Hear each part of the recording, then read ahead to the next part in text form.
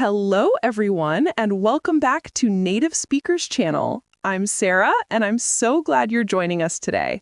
We've got a really fun and nostalgic episode lined up for you, so grab a cup of coffee or tea, get comfortable, and let's dive into some great English conversation practice together.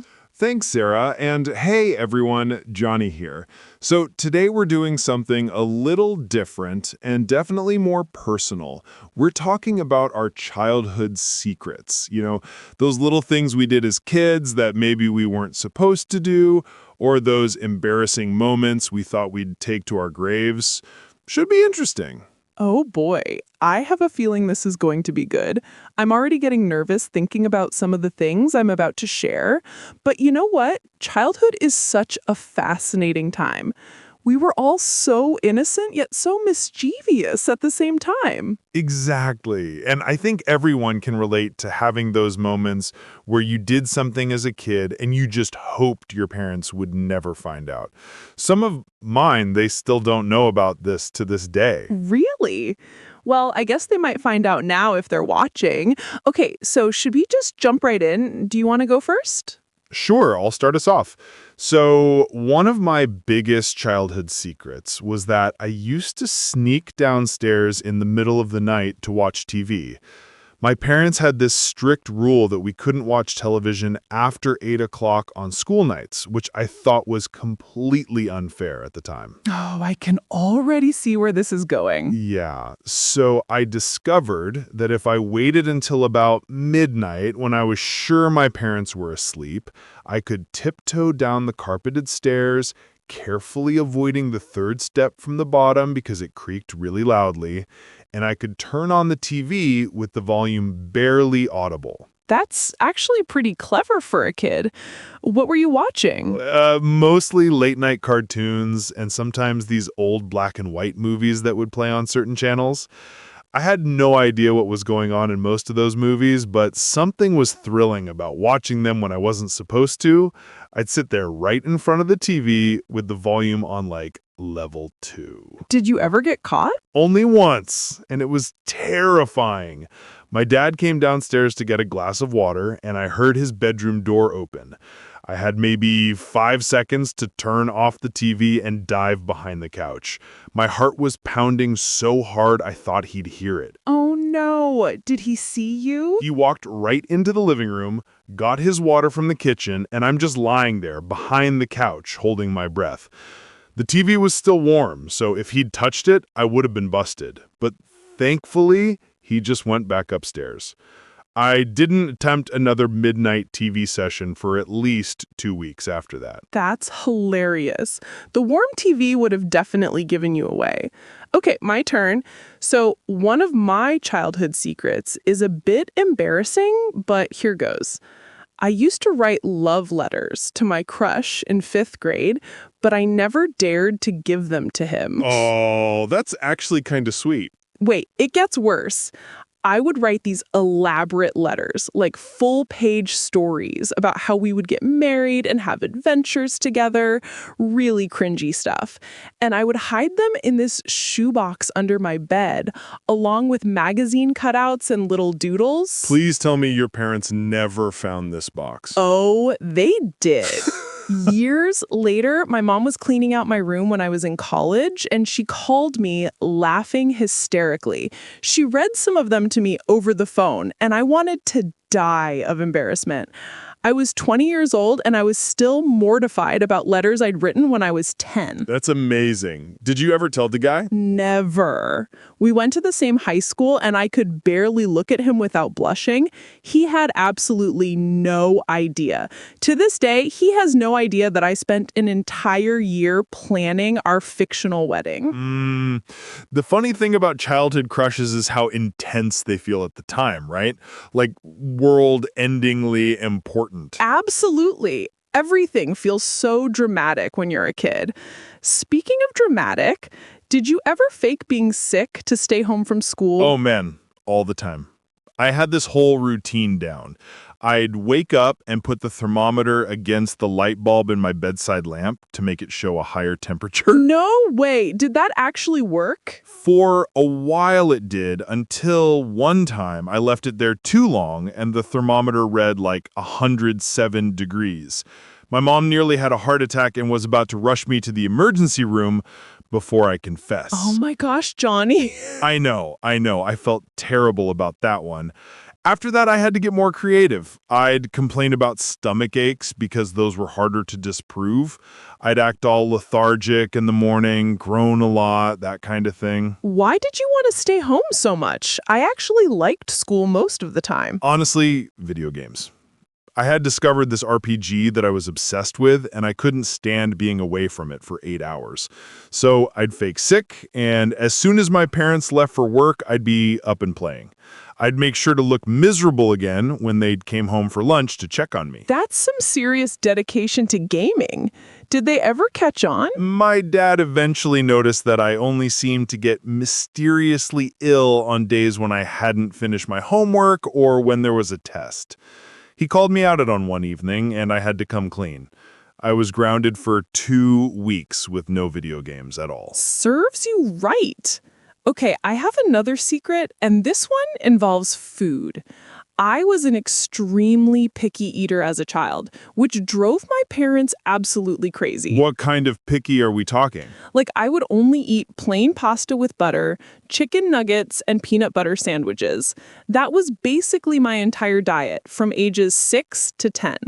My mom would make these nice family dinners, and I would refuse to even try them. So what's the secret part? Well, my parents had this rule that I had to at least try everything on my plate before I could leave the table. So I developed this elaborate system of hiding food. I'd stuff vegetables into my napkin when they weren't looking, and then excuse myself to the bathroom to throw them away. Classic move. But wait, there's more. Sometimes I'd hide food in my pockets, or I'd pretend to drop my fork under the table and stick food under my chair cushion. One time I hid Brussels sprouts inside a fake plant we had in the dining room. How did that not smell terrible? It did! After about 3 days, my mom noticed this awful smell and eventually traced it to the plant. She found like 15 Brussels sprouts dried up in there. I got in so much trouble, but even then, I couldn't stop. I just got sneakier about it. When did you finally start eating normally? Honestly, not until I was a teenager and started going out to restaurants with friends. Peer pressure actually helped in that case because I didn't want to be the weird friend who only ate chicken nuggets. Now I eat almost everything, and I actually love Brussels sprouts. Go figure. That's character development right there. Okay, here's another one of mine.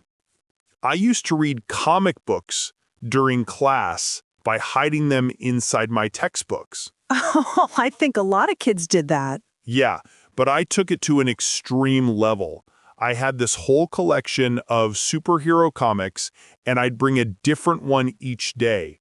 I'd cut out the covers of my textbooks and tape them to folders, then slide the comic book inside the folder so it looked like I was studying. That's actually pretty ingenious. I thought so too. I got away with it for months. I'd be sitting in math class reading about Spider-Man while the teacher was explaining algebra. Looking back, my grades definitely reflected my priorities. Did you ever get caught? Yeah, my English teacher noticed that I was really engaged during independent reading time, but somehow managed to finish a 300-page novel in 20 minutes. She walked over, picked up my book, and found a comic book tucked inside. She confiscated the entire collection that I had been storing in my locker. Oh no! Did you get it back? At the end of the year, yeah. But she made me write an essay about time management and priorities first. In retrospect, it was probably good for me. I started actually paying attention in class, and my grades improved a lot. Silver lining. You know what I just remembered? I used to forge my parents' signatures on permission slips and bad test grades. Sarah, I'm shocked. I know, but hear me out. I was a good student overall, but occasionally I'd do poorly on a pop quiz or something, and I didn't want to disappoint my parents. So I'd practice my mom's signature so many times that I had it down perfectly. How did you practice without getting caught? I'd trace it from old permission slips and then practice on scrap paper over and over. I got so good at it that even I could barely tell the difference. I used it sparingly, though, only for things that I thought were minor. The guilt ate away at me, though. Every time I did it, I felt terrible. I think the anxiety of potentially getting caught was worse than just showing my parents the bad grade would have been. Did you eventually stop? Yeah, after my mom almost signed a permission slip that I'd already forged her signature on. She started to write and then noticed that looked like her signature was already there. She asked me about it and I completely panicked and confessed everything. How did she react? She was disappointed, but she actually sat me down and had this really mature conversation about trust and honesty. She explained that everyone has bad days and makes mistakes, and that hiding them doesn't make them go away. It was a really important lesson, and I never did it again after that. That's good parenting right there. My parents would have just grounded me immediately. Different approaches. Speaking of which, did you ever sneak snacks or candy when you weren't supposed to? Oh, absolutely. My mom kept this jar of cookies on top of the refrigerator, thinking we couldn't reach it. But I discovered that if I pushed a chair over, climbed up on the counter, I could grab a few cookies, and she'd never notice. The classic cookie jar heist. I thought I was so smart. I'd take just 2 or 3 at a time so it wouldn't be obvious. But what I didn't realize was that my mom knew exactly how many cookies were in that jar at all times. Moms always know. Exactly. One day, she sat me down and said, "Johnny, I know you've been taking cookies from the jar." I tried to deny it, but she just gave me this look, you know the look, the mom look, that says, "Don't even try to lie to me right now." The all-knowing mom looks. I know it well. So I confessed, and instead of getting mad, she just laughed and said I could have 2 cookies after school each day if I asked. The whole sneaking thing became unnecessary. It kind of took the fun out of it, to be honest. There's something about sneaking that makes things taste better when you're a kid, isn't there? Definitely. Everything forbidden feels more exciting. Hey, did you ever eavesdrop on your parents' conversations? Oh my gosh, yes. I was so nosy as a kid. Whenever my parents would send me to bed and then stay up talking, I'd sneak to the top of the stairs and listen to everything they said. What kind of stuff were you hoping to hear?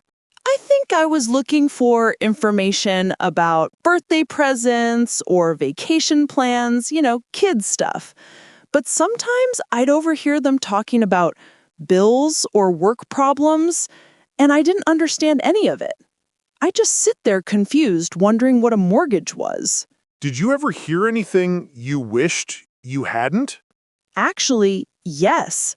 One time, I heard them discussing whether we could afford to keep me in gymnastics lessons. I didn't realize that money was tight, and it made me feel really guilty. I almost told them I wanted to quit, but I didn't want them to know I'd been eavesdropping. That must have been tough for a kid to process. It was.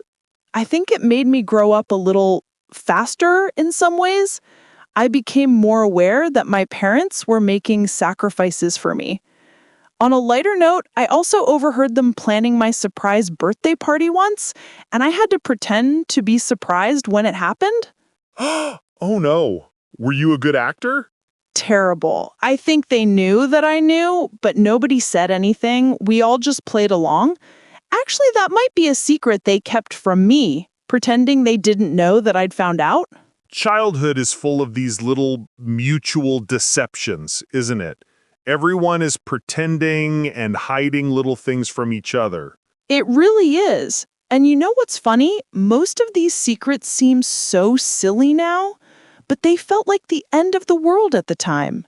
Absolutely. Like, imagine being genuinely stressed about hiding Brussels sprouts in a plant. Hey, it was a valid concern at the time. My 10-year-old self thought I was facing a real crisis. Fair enough. I guess that's the beauty of childhood, though. Everything is so immediate and important. You haven't developed that perspective yet that tells you most things will blow over. Exactly. And I think that's what makes these memories so precious, even the embarrassing ones. They remind us of a time when our biggest worry was whether we'd get caught sneaking cookies or watching TV past our bedtime. Well, I think we've successfully embarrassed ourselves enough for one episode. Thanks for sharing all that, Sarah. Thanks for going first and making me feel better about my own childhood shenanigans. And thank you to everyone watching for joining us on this trip down memory lane. We'd love to hear some of your childhood secrets, too. Leave them in the comments below, and don't worry, we won't tell your parents. Unless your parents are watching, in which case, sorry, but seriously, we hope this conversation helped you practice your English listening skills and maybe brought back some fun memories of your own. Until next time, keep practicing, keep learning, and maybe keep a few secrets to yourself.